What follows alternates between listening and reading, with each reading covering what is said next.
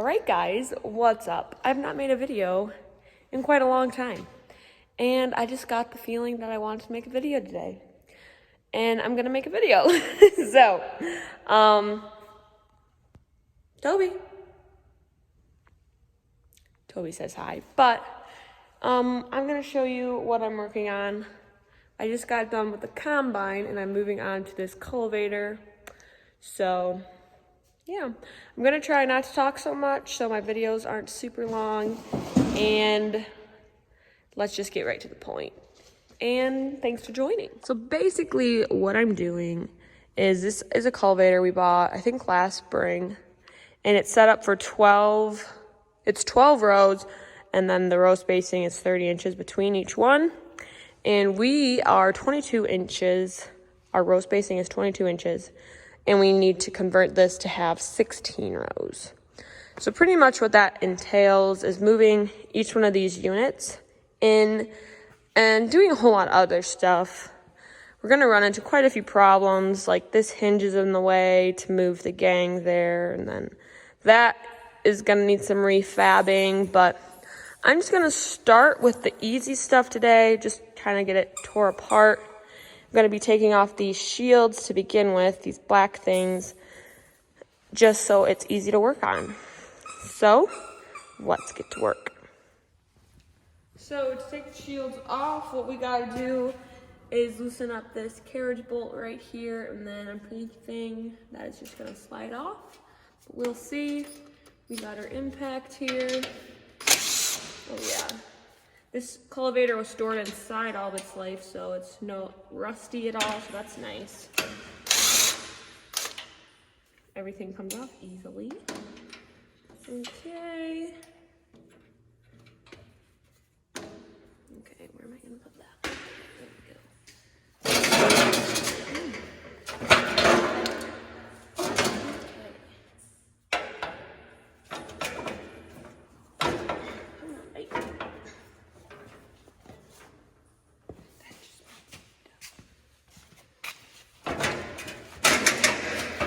So,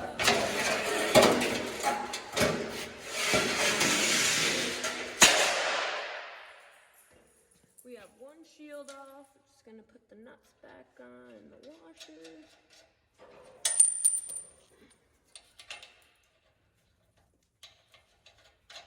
Basically, we're gonna do that with all of them. We have 32 to do. Well, no, there's 13.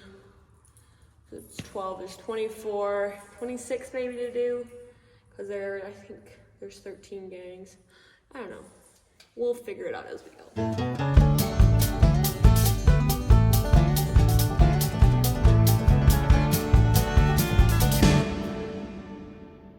We just got all the shields off. As you can see, it's much more open. You can work on it a little easier. So, got all the shields off. As you can see, my pile. And now, we are going to take these off. These things up here. I think they're called cully covers. So, it looks like I'm gonna need to take off this hose right here and loosen up those two bolts, and it should slide off. So that's the next thing.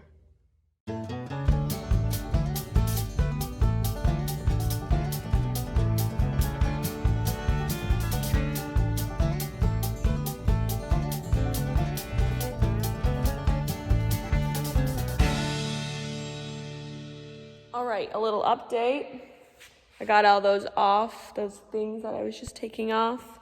Those are all off, and now I'm gonna put them all on a pallet so that we can just get the fork truck and move them all at one time. And then I'm going to take some more stuff off. So yeah, there's your update.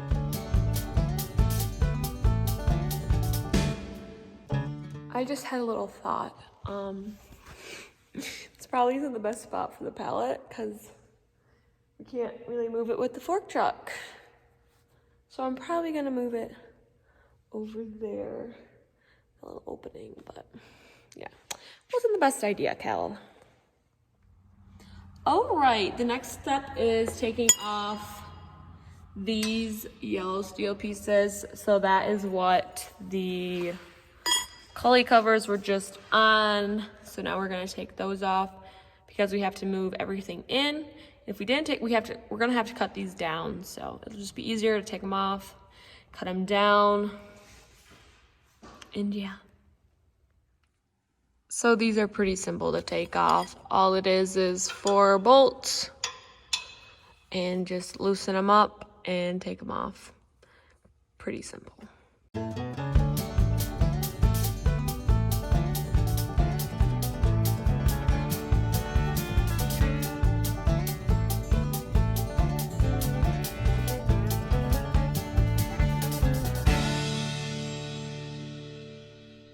Apparently Toby really wants to be in the video. Toby, sit. Sit, buddy. Toby, sit. Sit. Good. Yes. You're a good boy. Good boy. He's a very good boy. All right, so the next step in the process of remaking our cultivator is taking off these 2 legs back here. So as you can see, these 2 I already took off. And now I'm gonna take these 2 off. And the rest, we need to take these off because these yellow pieces right here, that's gonna have to get cut down because we're gonna be bringing in these to 22 inches. So this one and this one is gonna be 22 inches apart. So if we left them as long as they were, it'd be super tight. Maybe it wouldn't even work. So that's why we're taking these off so we can get a nice clean cut. And then we'll probably have to move the legs. Well, we have to move the legs over too, but I'm just gonna worry about taking off these legs for now. And then we'll worry about, not the legs, worry about taking these pieces off. We'll worry about the legs later.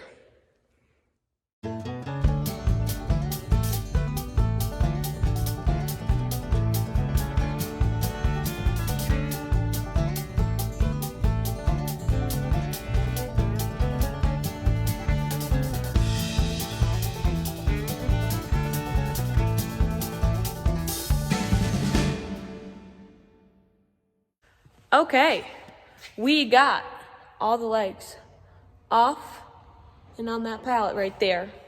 So we are making pretty good headway for the day. It's looking a lot different.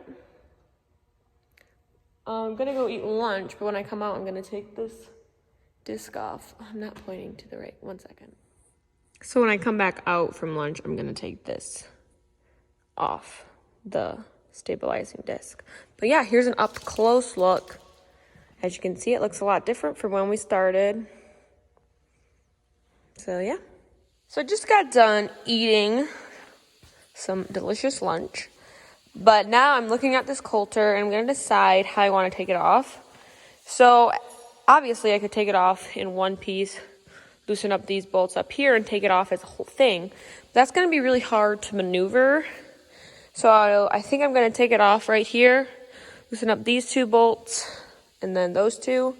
And then I'll have this piece as one and then each one of these will be separate. So it'll just be a lot easier to maneuver and move around.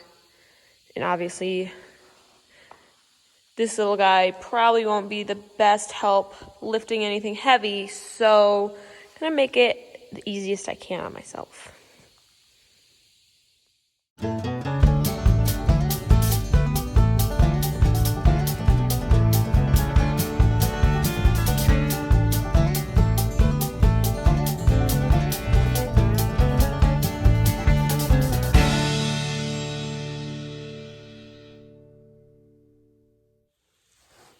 Okay, I'm pretty happy I decided to take this off separately because I knew this piece was gonna be heavy because we have some of these and they're very heavy. So I'm glad I took it all off. Like I'm glad I'm taking it off in pieces because it'd be really difficult to maneuver. It's just gonna be easier like this. So that's all I have to say, but just wanted to, not sure what that noise was, but okay. Yeah. Okay. We are making good progress. We got that. When I say we, I mean me. But this black thing for the stabilizer disc, I took that off. And then what I did was kind of mocked up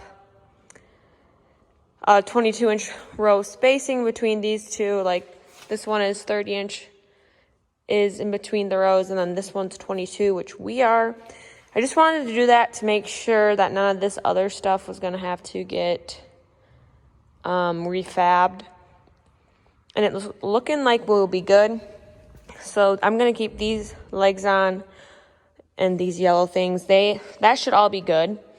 The only thing that might get tight is these shields. So, and I just did it with this one just to kind of see when we start moving everything in, we're going to start from the middle and we'll work our way in.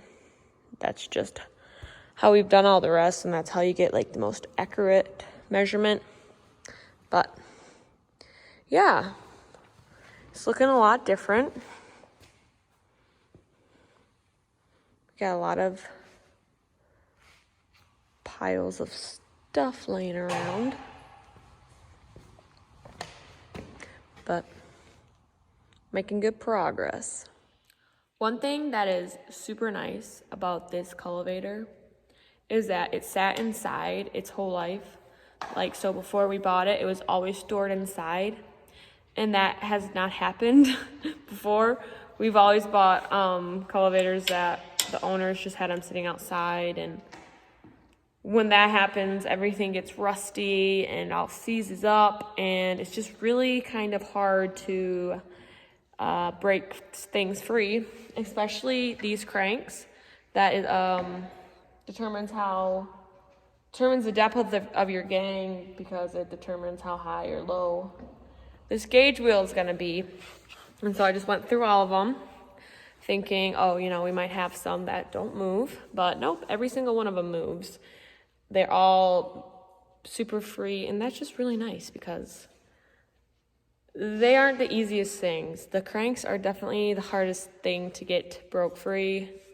I have a pretty nice scar on my arm because to get them to move on our old cultivators, we would heat them up with the torch, and I had this part right here, nice and red, so I could maybe free it up, this crank here, and well, my wrench slipped, and then my arm hit the cherry red spot, so I have a nice scar on my arm from that. So it was really nice that this one sat inside its whole life, so it's a pretty nice cultivator.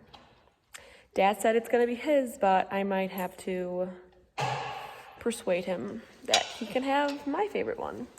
So a little change of scenery. I'm in this mud hole. It rained all day today, but I just fed my girls some hay, and I'm not gonna show you what I'm referencing as my girls. You'll just have to stay tuned for another video to find out. But I think that's where we're gonna end the video for today. I think I'm just gonna go inside and work on some soil sampling records. So that's not very interesting for you guys to watch.